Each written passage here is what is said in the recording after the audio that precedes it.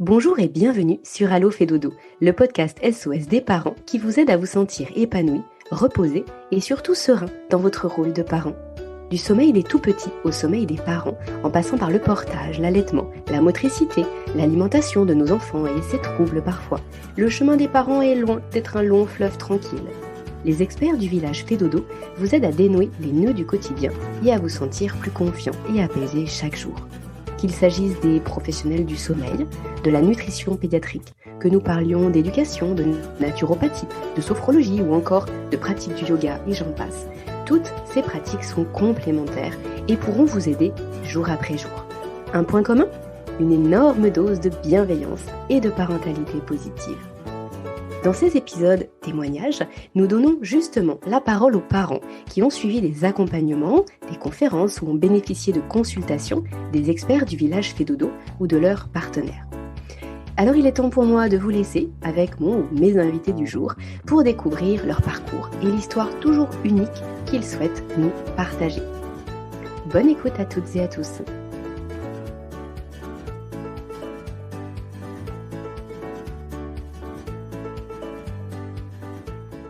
Bonjour Pauline.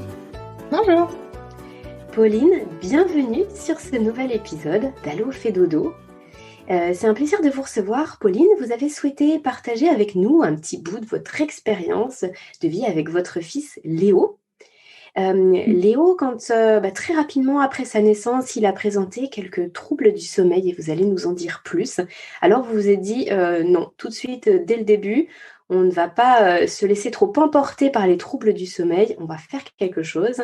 Et vous avez pris plein d'informations et vous avez mis en place plein de choses et c'est ce dont on va parler aujourd'hui.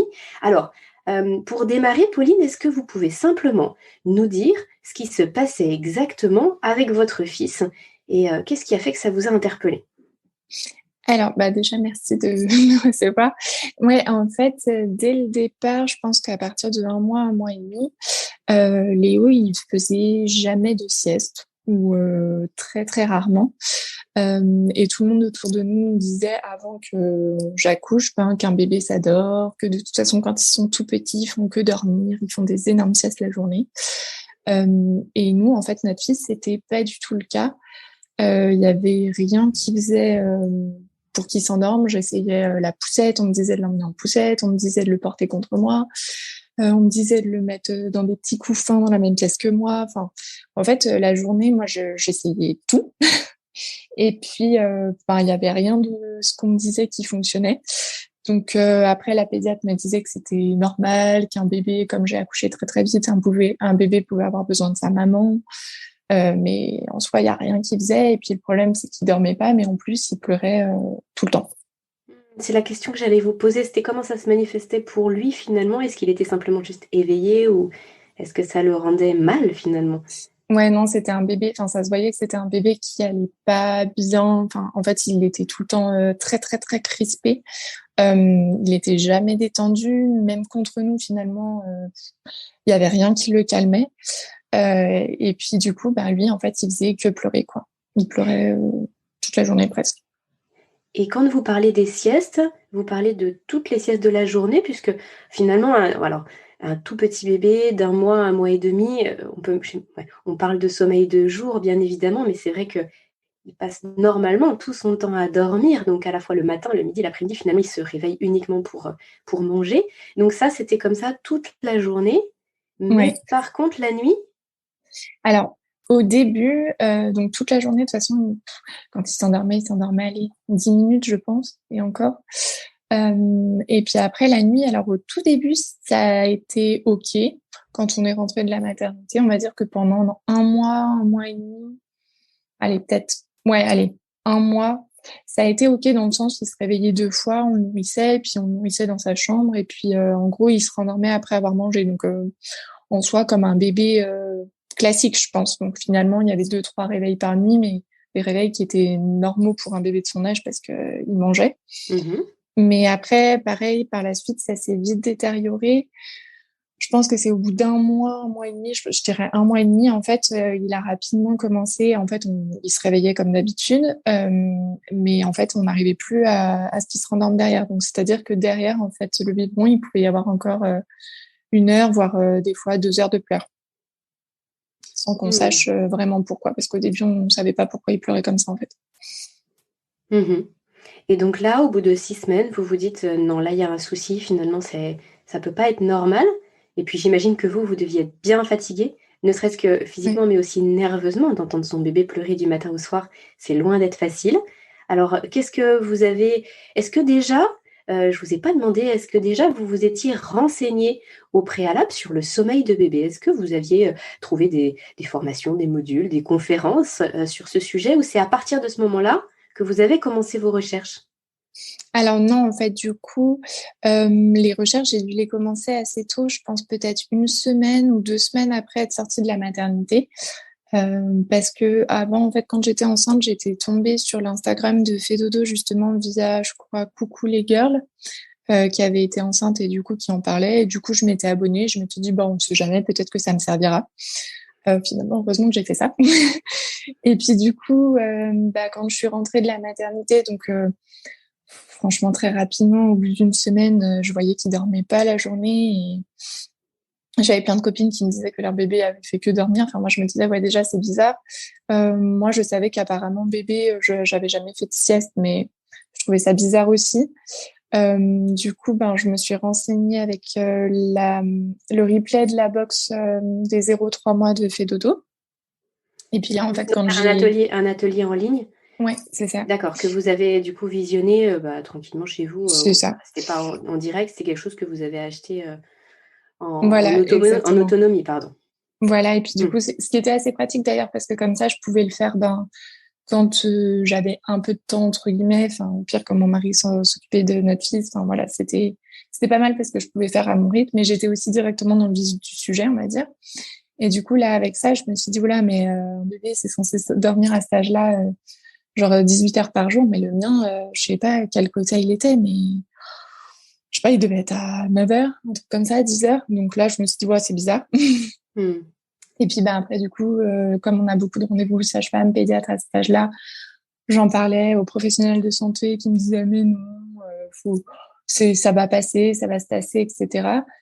Et puis en fait, au fur et à mesure, j'ai bien vu qu'il y avait, enfin, de toute façon, il y avait quelque chose qui allait pas parce que je mettais tout en place qui était expliqué dans le replay et il y avait, enfin, en fait, nous, ça fonctionnait pas. J'avais une noire totale, noire totale, c'est à partir de, ouais, 1 mois, je crois qu'on le fait. Enfin, j'avais essayé plein de choses, ce qu'il fallait mettre en place et enfin, sur notre bébé, ça faisait rien. Et du coup, au départ, en fait, on ne savait pas, mais en fait, au final, c'était un bébé qui avait un RGO. Donc, au final, on a fini par comprendre pourquoi il dormait pas. Mais en fait, le RGO, il était que interne au début. Donc ça ne se voyait pas. Donc, ça se voyait pas, mais c'était un bébé qui avait finalement tous les signes. C'était un bébé qui était tendu tout le temps. Enfin, il y avait rien qui l'apaisait. Même le bain, c'était un supplice. Enfin, contre nous, il se détendait jamais. Après les biberons, c'était une catastrophe. Enfin, et du coup, moi, j'arrêtais pas de dire à la pédiatre et à la sage-femme, je pense qu'il y a quelque chose qui va pas. C'est pas que moi, parce que je m'en suis pris plein la figure, comme quoi j'étais une jeune maman, que j'étais trop stressée, que c'était à cause de moi que le bébé pleurait. Enfin voilà, j'ai pas été très soutenue, on va dire. Mais moi, au bout d'un moment, j'ai fini par dire, mais enfin, je pense que vraiment, il y a quelque chose. Et du coup, et heureusement aussi encore que j'ai suivi, on va dire, un peu mon instinct. Et puis, je me suis renseignée avec, du coup, Myriam de Fedodo, enfin, de Madame Miam, du coup. Oui, c'est ça, c'est une marque de Fedodo, mais c'est Madame Miam, C'est ça. effectivement. Et du coup, après, c'est vrai que donc ça, on a commencé à le faire parce qu'on trouvait bizarre qu'il soit tout le temps tendu comme ça. Et on a commencé à se renseigner. En fait, c'est vrai que du coup, on faisait mal les choses parce qu'on était passé très vite à des quantités de biberons assez grandes parce qu'on avait suivi finalement ce que nous disait la pédiatre. La pédiatre, elle disait que s'il pleurait comme ça, c'est qu'il avait faim. Mais au final, on était déjà, je crois, à 1 mois et demi sur des biberons de 150, donc ce qui est énorme en quantité. Et puis du coup, en fait, on aggravait encore plus le truc. Et en fait, finalement, on a commencé à se renseigner aussi sur l'alimentaire. Et puis en mettant certaines choses en place, alors le RGO, il s'est pas atténué, mais ça a permis, on va dire, de le stabiliser entre guillemets. D'accord, donc ça ne s'amplifiait plus et il n'était pas de plus en plus douloureux et au moins vous aviez pu mettre un mot sur ce qui se passait.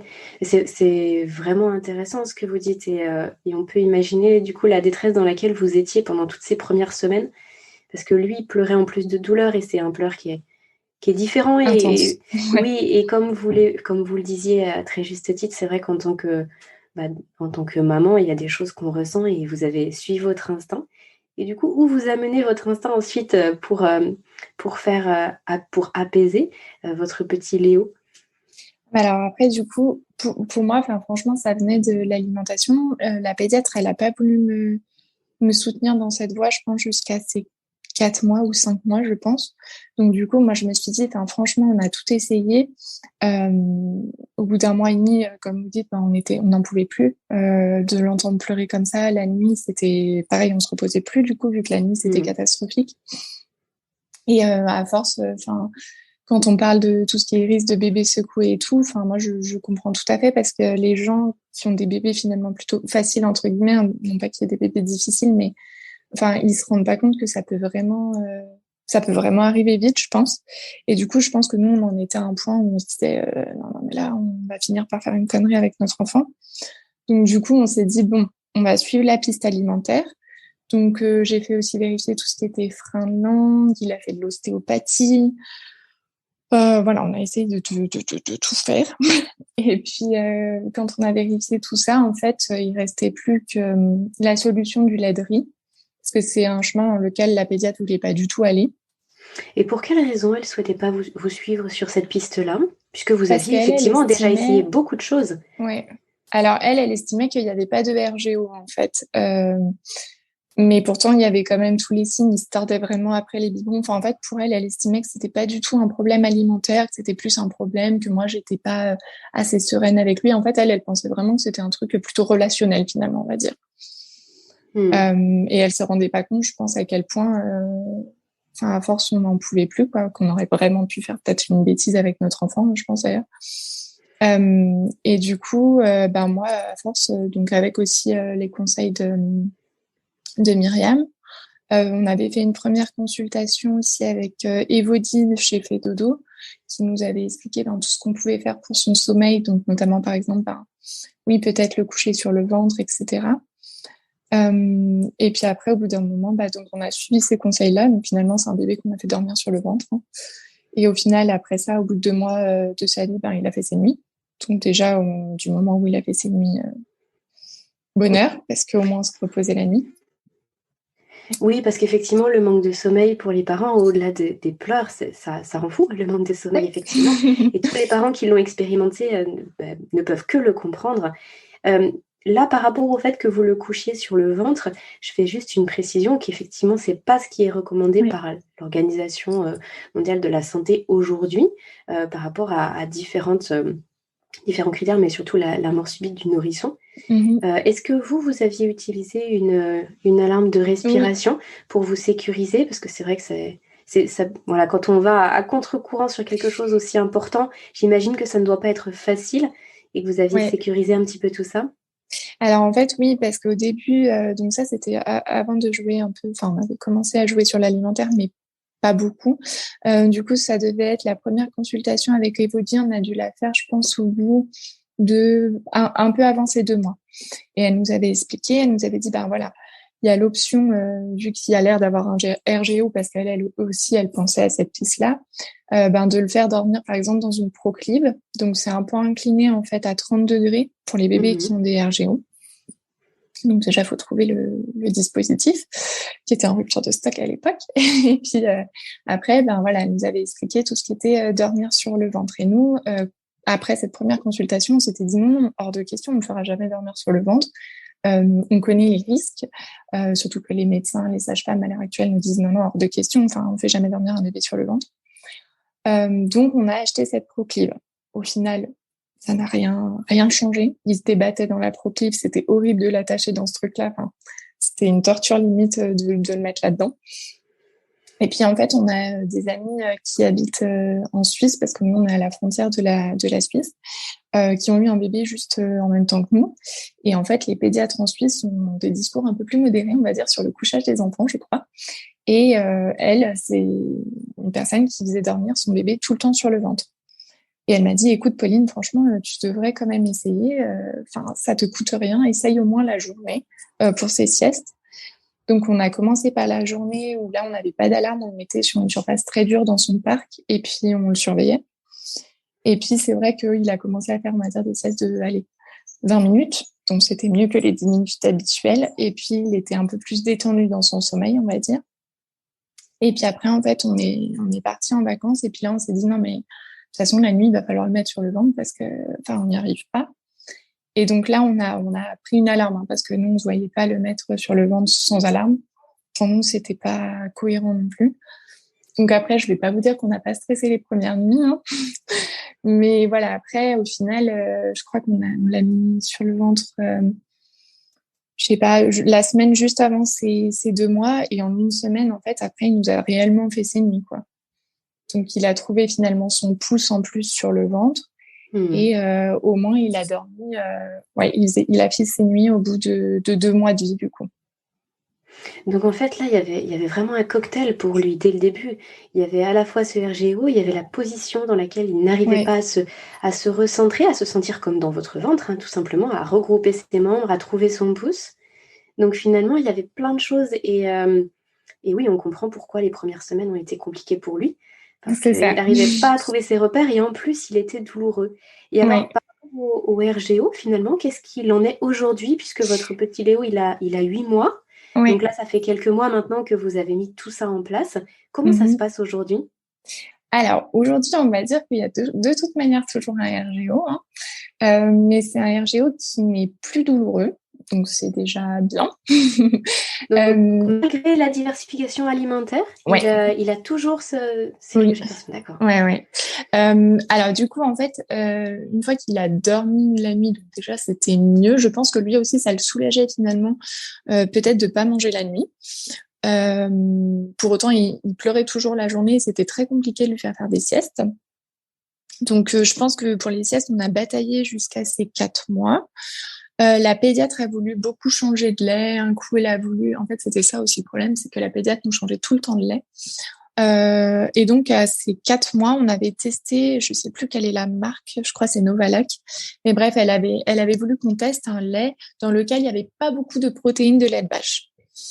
Du coup, Léo était un peu mieux, mais c'était pas encore mirobolant. Le sommeil de jour était encore bien compliqué. Il y avait beaucoup de réveils en hurlant.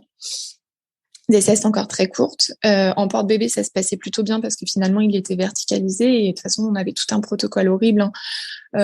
Après chaque biberon, il était verticalisé 20 à 30 minutes. Il avait toujours le gaviscon avant les biberons. Enfin, c'était quand même assez lourd et pour lui et pour nous, finalement. Tout ça, tout ce qu'on mettait en place pour essayer que le RGO ne s'amplifie pas. Parce que nous, pour nous, c'était hors de question de lui donner type Nexium parce que voilà, il y a des conséquences aussi avec ce médicament-là. Et puis du coup, moi, à ces 4 mois, je commence à en avoir marre et du coup, je me suis dit, le seul truc de toute façon qu'on n'a pas fait, c'est le lait de riz. Donc un lait vraiment sans protéines de lait, enfin de animal. Donc je me suis dit, bon, de toute façon, la pédiatre, elle va encore tester un autre lait, bah, on va changer, puis on met le lait de riz. Et là, finalement, le RGO, il a commencé avec le lait de riz à vraiment s'extérioriser. Donc avant, il était plutôt interne. Là, il s'est extériorisé. Et finalement, du moment où il s'est extériorisé, il a été moins douloureux, je pense aussi pour lui, ce qui est un peu bizarre, mais en tout cas, c'était mieux. Et à partir du moment où on est passé sur le lait de riz, et ben, il a beaucoup mieux dormi, même si on a refait un petit point avec Elise, justement, de Fedodo à ses 4 mois. Et maintenant, c'est un bébé qui, malgré la diversification alimentaire, pourtant il est en morceaux, hein, il est en DME, qui a toujours des reflux, hein, de toute façon, il régurgite toujours beaucoup, même avec les morceaux. Mais c'est un bébé qui peut faire 2 heures et demie de sieste facilement. Ah oui, ça a Et qui a complètement pas changé la de, donne. ouais, qui a pas de problème, on va dire, dans son sommeil à l'heure actuelle. Alors bien sûr, des fois il y a des petites phases de régression, hein, ou des choses où un jour on sait pas pourquoi il y a un petit truc qui va pas, mais enfin clairement à l'heure actuelle, par rapport finalement à tous nos amis, maintenant ça doit être le bébé qui dort le plus, quoi. Ouais, vous avez complètement renversé la tendance. Alors, Ouais. par rapport à ce que vous expliquiez là entre le RGO interne ou externe, je renvoie les parents qui nous écoutent, si vous voulez en savoir plus sur le RGO, donc le reflux gastro-œsophagien, sur la table ronde qu'on avait faite l'année dernière, donc sur le podcast, sur Allo fait dodo, avec Caroline et Myriam, justement, de Madame Miam. Donc Caroline chez Fait Dodo pour le sommeil et Myriam pour la partie alimentation, où justement on évoquait le RGO en long, en large et en travers. Et c'était un long épisode qui détaillait un petit peu tout ça, qui expliquait ce que c'est qu'un RGO et qui en donnait les différentes spécificités. Est-ce que celui-là, vous l'avez écouté, Pauline? Alors oui, j'ai écouté ce podcast, mais c'était après finalement que j'ai commencé à mettre pas mal de choses en place. Et puis j'avais suivi aussi la conférence qu'avaient donnée justement Caroline et Myriam sur les bébés avec un RGO. Donc je pense qu'à ce moment-là, mon fils, il avait déjà 3 mois et demi. Donc c'est vrai que ça m'avait donné des pistes encore en plus, parce qu'entre-temps, j'avais déjà eu 2 rendez-vous avec Myriam. Mais c'est vrai que ça m'avait donné encore des pistes en plus. Et franchement, je dois dire que moi, sans, je pense, Fait Dodo et sans l'aide de Myriam, je pense qu'à l'heure actuelle, on n'en serait pas là. Parce que c'est vraiment des situations qui sont quand même difficiles. Et j'ai eu vraiment beaucoup, beaucoup de soutien et beaucoup de pistes, je pense, qui seraient clairement à l'heure actuelle. Je pense qu'on serait dans une situation bien plus compliquée que ce qu'on est actuellement. C'est très touchant, votre partage, Pauline. Merci de nous partager tout ça, parce que c'est un petit bout de votre vie qui n'a pas été facile. Et d'en reparler, c'est pas forcément toujours évident non plus. Mais merci beaucoup, parce que je pense que ça va parler à de nombreux parents. Du coup, là, par rapport au sommeil, finalement, en fait, vous avez eu l'atelier sur le sommeil, vous avez eu aussi plusieurs consultations. Du coup, vous disiez avec Élodie, avec Élise, avec Myriam pour l'alimentation. Et tout ça, ça fait que c'était tout un panel d'informations à votre disposition et vous avez pu, avec vos filtres à vous aussi, par rapport à ce qui se passait pour Léo, mettre tout ça en place. Et je précise aussi, c'est vrai qu'on ne l'a pas évoqué jusqu'à maintenant, mais bien évidemment que lorsque Léo a commencé aussi à dormir plus, c'était un cercle vertueux, c'est-à-dire que grâce à ce que vous aviez mis en place pour le RGO, il dormait mieux. Et grâce au fait qu'il dorme mieux, son RGO allait mieux aussi. Exactement, parce que bien sûr, un bébé qui dort bien, il est plus détendu. Il est moins douloureux parce que dans le corps, il y a beaucoup de régénération des tissus qui se fait pendant la nuit, le sommeil. Et donc, vous aviez vraiment mis le pied dans un engrenage très positif là et qui continue encore aujourd'hui puisque visiblement, tout se passe bien et il n'est plus douloureux. Et ça, c'est vrai qu'on peut, on ne peut qu'en être vraiment heureux. Ouais, c'est sûr. Et puis même, alors ça fait vraiment depuis ces 4 mois, je pense, qu'il fait des belles siestes et des siestes, en tout cas, on va dire dans les quotas. Alors au début, c'était pas des siestes de 2 heures, hein, mais c'était des siestes de 1h15, 1h30. Et clairement, c'est vrai que c'est exactement ce qui est dit finalement dans les vidéos, c'est que c'est un bébé qui se réveille toujours en souriant. Sur ses temps d'éveil, c'est très très rare qu'il pleure. C'est un bébé ça se voit que maintenant il est hyper épanoui. Et ça, je pense que le sommeil il est pour énormément. Et moi, je voulais juste dire s'il y a des personnes qui nous écoutent et qui sont dans des situations un peu compliquées, parce qu'il y a une maman qui m'avait contactée suite à un commentaire que j'avais fait justement sur une publication de Fait Dodo. Il y a des situations qui sont super compliquées, mais ça va pas se résoudre tout de suite. Parce que justement, sur les plateformes, des fois, Instagram et autres, on a l'impression que des fois, c'est facile pour tout le monde, que tout se résout en 2 semaines, tout se résout en 2 jours. Et nous, je pense que pour notre fils, ça a bien mis 2 mois, voire 3 mois pour que vraiment les choses se tassent, parce que ça prend du temps, surtout quand il y a des douleurs, je pense. Et c'est juste qu'il faut pas désespérer, ça arrive un jour, hein, mais il faut juste y croire, je crois.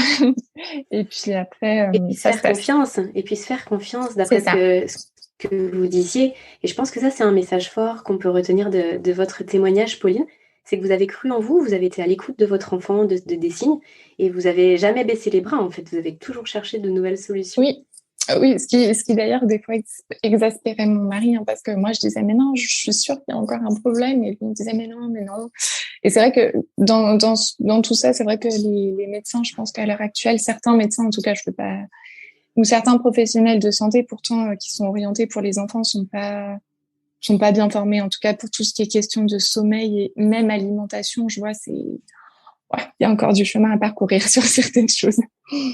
Mais je pense que vous avez raison, c'est aussi une question de formation et puis les connaissances qui sont, voilà, qui sont aujourd'hui à la portée de tout le monde ne sont pas forcément enseignées dans les parcours des professionnels de santé, donc c'est pas toujours évident d'avoir connaissance de tout ça, mais après sans jeter la pierre, parce qu'effectivement voilà, ça dépend aussi de chacun, de chaque médecin, de chaque accompagnant, chaque professionnel de la santé, mais malgré tout c'est intéressant de rester l'esprit ouvert et de voir ce qui peut se faire à côté. On entend à son cloche, mais quand on voit que ça fonctionne pas et que notre enfant ne va pas bien, bien, ça vaut le coup de continuer à explorer de nouvelles pistes et de ne pas rester dans des situations qui, comme vous l'évoquiez, peuvent vraiment mener parfois à des désastres et à des choses horribles. Oui, c'est ça. Et puis après, c'est comme vous dites, justement, je pense qu'à l'heure actuelle, ce qui est génial, et d'un côté, dans un sens, c'est aussi compliqué, mais on a accès avec les réseaux sociaux maintenant et Internet on peut se former nous-mêmes sur certaines choses. Alors bien sûr, il ne faut pas remplacer les professionnels de santé, hein, ils sont tout à fait compétents pour tout ce qui est maladie et autres, mais c'est vrai que sur certains domaines, ils n'ont pas forcément une formation qui va être comme une nutritionniste ou comme une professionnelle orientée sur le sommeil. Et je pense que si on voit en effet que ça fonctionne pas, on a la possibilité à l'heure actuelle de se renseigner nous-mêmes. Et ça, je trouve que c'est une chance quand même. Une question que je me posais, Pauline, pourquoi vous n'avez pas fait un suivi avec Fedodo? Là, vous avez finalement opté pour l'atelier, pour les consultations individuelles. Qu'est-ce qui fait que vous n'avez pas choisi le suivi sur plusieurs semaines d'affilée? Ah, d'accord. Tout simplement.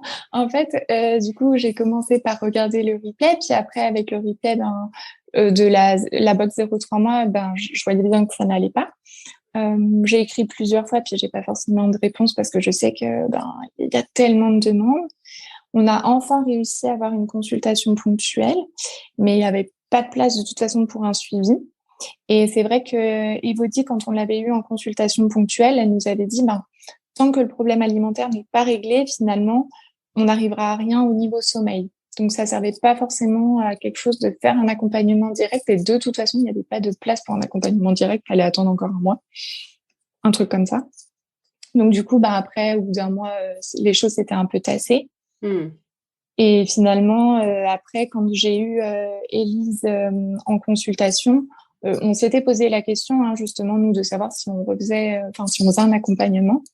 Mais ce qu'il en est ressorti de cette consultation ponctuelle avec Élise, c'est que finalement, on mettait tout ce qu'il fallait en place et tout ce qu'il fallait faire, c'était attendre, en fait. Il y avait, finalement, en fait, ce qui est génial avec ces formations, ces replays chez Fedodo, c'est que on peut finalement aussi se débrouiller seul, mais des fois, il y a le temps, en fait, il y a juste le temps. Oui, il faut être patient, laisser le temps faire les choses. C'est ça. Mais ce qui est génial, voilà, quand on sait qu'on est sur la voie, une bonne voie et qu'on a mis les choses en place. C'est ça. Et d'ailleurs, c'est ça qui est génial, c'est que ces petites consultations ponctuelles, ça permet justement de faire le point. Est-ce que finalement, je vais dans la bonne direction? Est-ce que j'ai bien compris ce que j'ai écouté? Et finalement, c'est ce qui en est ressorti avec Élise. On a fait peut-être 1 ou 2 ajustements. Peut-être que les temps d'éveil étaient un petit peu trop courts, je crois, quand j'ai fait le rendez-vous avec Élise. Mais voilà, c'était la seule chose qui ressortait. Elle m'avait dit, mais là, un accompagnement à l'heure actuelle, ça servira à rien parce que vous mettez tout ce qu'il faut en place, quoi. Et du coup, d'un côté, je trouve ça aussi très honnête. Donc, ça libère des places pour d'autres personnes, mais voilà, c'est pas poussé pour faire des accompagnements tout le temps. Merci beaucoup, Pauline. Merci vraiment d'avoir souhaité témoigner aujourd'hui sur le podcast. Est-ce que vous avez un petit mot de la fin à partager à tous les parents qui nous écoutent aujourd'hui? Juste de croire en soi, ce qui n'est pas forcément évident, et puis de se faire confiance et de se dire que on n'est pas seul quand les situations sont compliquées et que Instagram ou les copines ou les gens montrent pas forcément ce qu'ils veulent montrer et qu'il y a plus ou moins des phases difficiles pour tout le monde et que voilà, avec le temps, tout passe, je pense. Merci beaucoup. Je vous souhaite une très bonne continuation avec votre famille et votre petit Léo. Merci encore, Pauline. Merci à vous. Comme nous venons de le voir au travers de ce récit, la parentalité est souvent un chemin jonché d'embûches et de défis. Une main tendue pour se préparer sans stress ou pour gérer les moments difficiles fait gagner un temps et une énergie précieuses. Si ces quelques mots résonnent en vous, je vous propose de parcourir le site du village Fedodo et de découvrir le travail des professionnels de la petite enfance qui peuvent vous aider. Cet épisode vous a plu? Alors je vous invite à le partager et à le noter en nous accordant 5 petites étoiles. Cela contribue en un clic à faire connaître le podcast et à faciliter sa diffusion auprès des familles. Merci d'avance et à très vite sur Allo Fedodo.